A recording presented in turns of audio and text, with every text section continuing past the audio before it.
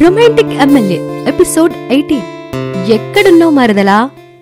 సీతామహాలక్ష్మి ఆద్యని త్వరగా రమ్మని చెప్పి హాల్లోకి వెళ్లి సత్యనారాయణ వ్రతానికి ఏర్పాట్లు చేస్తున్నారు. సిగ్గు భలే నటిస్తున్నావు, ఇక్కడ ఉన్నన్ని రోజులు అదే మెయింటైన్ చెయ్యి అని చెప్పాడు ఆది. ఏంటో ఓవర్ చేస్తున్నావు, నేను మా ఇంటికి వెళ్ళాలి, బ్లాక్మెయిల్ చేస్తూ నన్ను ఎక్కువ రోజులు నీ దగ్గర బంధించలేవు అని అంది ఆద్య. చూడు పంతులమ్మ, నేను బ్లాక్మెయిల్ చేసి పెళ్లి చేసుకోవడం తప్పే, కాని నువ్వు నాకు కాకుండా వేరొకరికి సొంతం అవుతావేమో అన్న భయంతోనే అలా చేశాను. నువ్వు నేను చేసిన దానిలో తప్పు ఎదుగుతూ ఉన్నావు, నేను నీలో ప్రేమని వెతకాలి అనుకుంటున్నాను అని ఆగి, నీ శరీరం కోసం నిన్ను నేను దక్కించుకోలేదు, నీ ప్రేమ నాకు మాత్రమే సొంతమనే పంతం కొద్దీ చేసుకున్నా. ఈ విషయం నువ్వు అర్థం చేసుకోకపోయినా పర్వాలేదు, అపార్థం చేసుకోకుంటే చాలు అని చెప్పి బయటకు వెళ్ళిపోయాడు ఆది. ఆది ఇప్పటి వరకు ఎప్పుడూ ఆది ప్రేమని సీరియస్ గా తీసుకోలేదు, తీసుకోవాలి అనుకోలేదు. ఇప్పుడు కూడా ఆది గురించి ఆలోచించాలని ఆమెకి లేదు. ఆమె టార్గెట్ వేరే. తను వెతుకుతూ ఉన్న మనిషి ఎదురుపడిన రోజు ఆమె హంతకురాలు అవుతుంది అన్నది ఆద్యకి మాత్రమే తెలిసిన నిజం. సీతామహాలక్ష్మి కోరిక మేరకి ఆదితో పాటు సత్యనారాయణ వ్రతాన్ని ఆద్య చేయవలసి వచ్చింది. రితిమని సేవ చేయటానికి తనింకా ఎన్ని రోజులు నటించాలో అర్థం కావడం లేదు. ఆది మాటల్ని బట్టి ఇది తను ఆకతాయి పనిగా ఏడిపించడానికి కాదు, జీవితాంతం అతని దగ్గర బంధించడానికి చేసిన పనని ఆద్యకి క్లియర్గా అర్థమైంది. 3 ముళ్ల బంధం తన మెడకి బిగుసుకోకముందే ఈ బంధం నుండి బయటపడాలి అన్నది ఆద్య ఆలోచన. విశాలాక్షి కోపం తగ్గలేదు. ఆమెని బుజ్జగించేందుకు, ఆమె కోపం తగ్గించేందుకు ఒకే దారి ఉంది. చిన్నప్పుడే దూరమైన ఆ ఇంటి మనవరాల్ని వెతికి పట్టుకోవటమే. ఇన్ని రోజులు ఆది ఆ మేటర్ని సీరియస్ గా తీసుకోకపోవటానికి కారణం ఆస్తిలో సగం వాటా ఆ అమ్మాయికి చెందుతుంది అని ఆది వాళ్ల నాన్న వీలునామా రాసి చనిపోవటమే. ఇప్పుడు ఆస్తి కోసం ఆలోచిస్తే అమ్మ దక్కదని అర్థమైంది. 2 రోజులుగా బయటికి రావడం లేదు. అందుకే ఆదిలో ఆందోళన స్టార్ట్ అయ్యింది. ఆది, మీ అమ్మని మళ్ళీ మామూలు చేయాలంటే మీ అత్త కూతుర్ని వెతికి తీసుకురావాలరా, అప్పుడే నువ్వు చేసిన పనిని క్షమిస్తుంది.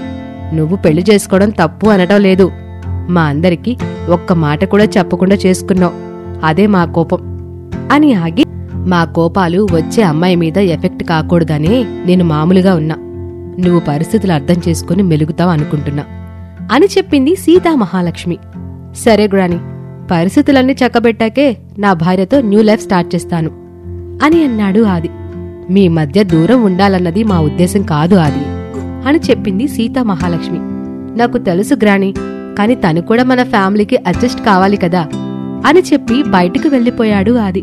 బ్లాక్మెయిల్ చేసి పెళ్లి చేసుకున్నందుకు గిల్టీ ఫీలింగ్ కంటే ఆద్యని తన నుండి ఇంకెవరూ దూరం చేయలేరు అనే ధైర్యం ఎక్కువ ఉంది ఆదిలో. ఆద్యకి వంశీతో పెళ్లి విషయం చెప్తే నానమ్మ వరకు అసలు విషయం తెలిసిపోతుందని ఒక్కతే ఆలోచిస్తూ ఉంది.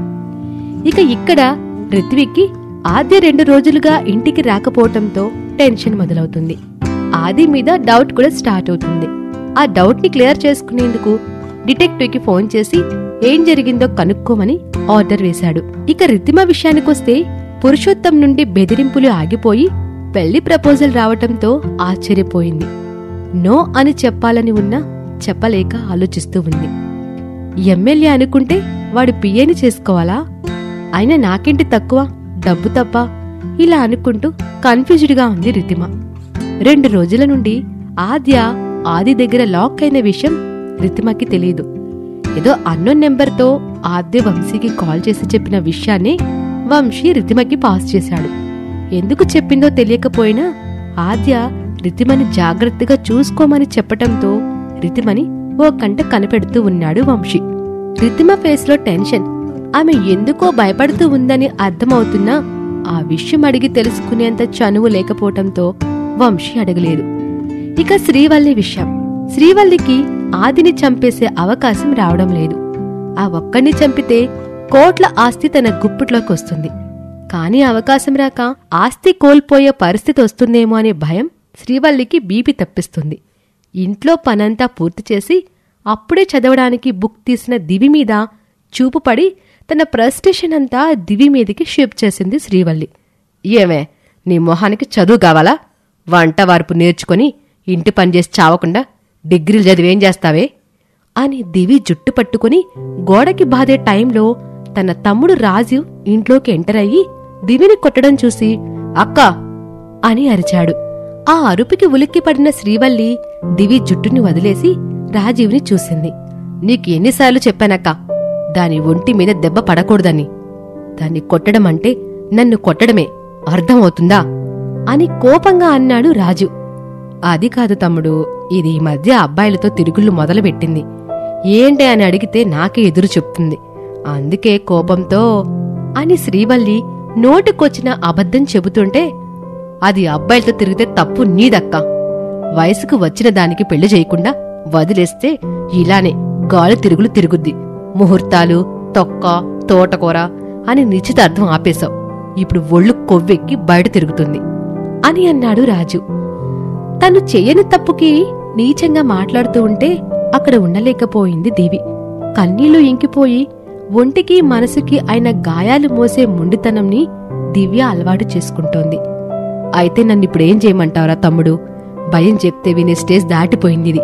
నువ్వేమో దానిపై చెయ్యొత్తొద్దని నా చేతులు కట్టేస్తున్నావు అని రాజీవ్ని రెచ్చగొట్టింది శ్రీవల్లి. ఏం చేయమంటాను? దాంతో నా పెళ్లి చేయమంట, అప్పుడది ఇంట్లోనే పడుంటది అని ధీమాగా చెప్పాడు రాజు.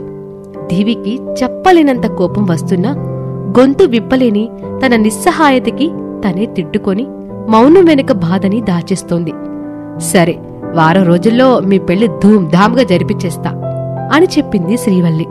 మరోప్రక్క ప్రణవ్ విషయానికొస్తే తన ప్రేమను వైష్ణవికి చెప్పడానికి చాలా పాటలు పడుతున్నాడు. ప్రణవ్ ఇష్టం తనకి తెలుస్తున్నా వైష్ణవి ఏం రెస్పాండ్ అవటం లేదు.